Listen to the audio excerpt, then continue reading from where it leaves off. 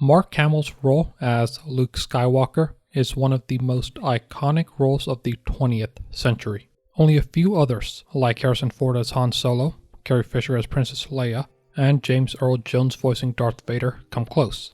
Which is why it begs the question, why did Mark Hamill never become a bigger movie star? After all, Luke Skywalker isn't Hamill's only role. He spent a half-decade doing television before Star Wars, and was in several other movies after Star Wars. Why couldn't he lead another franchise like Harrison Ford, who had spectacular turns as Indiana Jones and Jack Ryan? What happened to Mark Hamill's career? It boils down to two main issues. One, typecasting.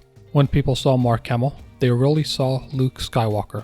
Being in the biggest film of the decade had drawbacks that Hamill couldn't have foreseen and that reverberated throughout his career. To avoid being typecast, Hamill to an extent exiled himself from the big screen. 2.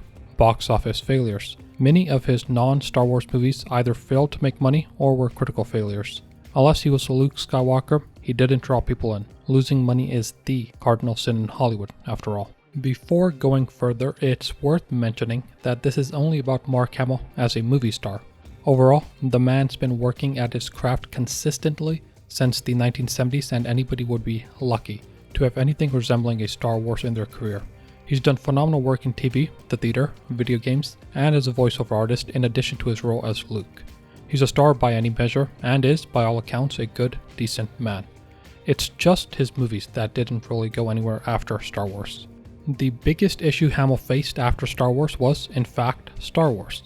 The movie was both a blessing and a curse.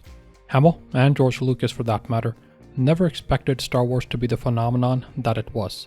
After it was a massive success, Hamill found himself in an odd position. He was the lead role in the highest grossing movie of the year, but he didn't want people to think that Luke Skywalker was all that he had to offer. In a 1997 interview with the Washington Post, Hamill mentioned, quote, "I had a part that made such an impression on people that I felt I had to break that impression," end quote. So he began doing other films, like Corvette Summer in 1978, and Big Red One in 1980. He began performing in Broadway plays like The Elephant Man and Amadeus. But this is when he began to feel the sting of Star Wars. Between 1982 and 1983, Hamill played Wolfgang Amadeus Mozart in Amadeus on Broadway. When he found out that they were making a movie, he auditioned for the same role. Perhaps he would have gotten it were it not for an unnamed producer that told the director, Milos Forman, quote, "I don't want Luke Skywalker in this film," end quote. It probably wasn't the last time that Hamill heard similar words. Luke Skywalker made Mark Hamill in one sense, but broke him in another. After The Empire Strikes Back came out in 1980, Hamill said that Star Wars turned him into, quote, "an icon like Mickey Mouse," end quote. When I read that, I don't think he said it with joy.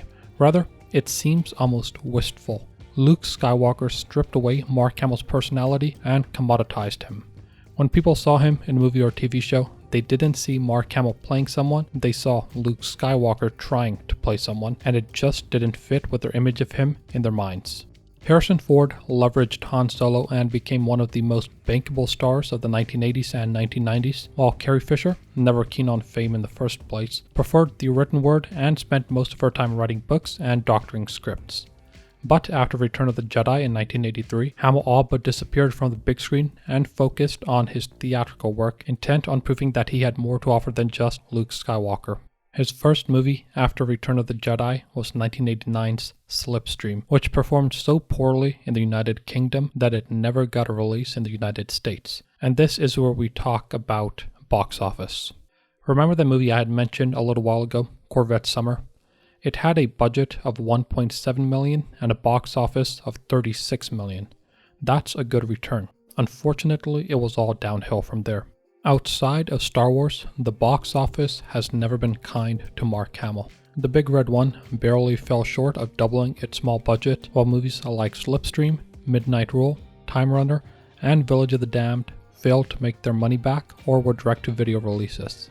Except for a supporting role in 2014's Kingsman: The Secret Service and the Star Wars franchise, Mark Hamill has never acted in a movie that's made more than $100 million at the box office. This, perhaps more than the typecasting, explains his absence from the big screen. If the movies he starred in were successful, he could have had a long, varied career, never mind being typecast. But he was so focused on not being typecast that he took on roles that really didn't go anywhere. Whether it's just luck, or that people didn't care much for his roles outside of Luke Skywalker, the films he starred in just weren't successful.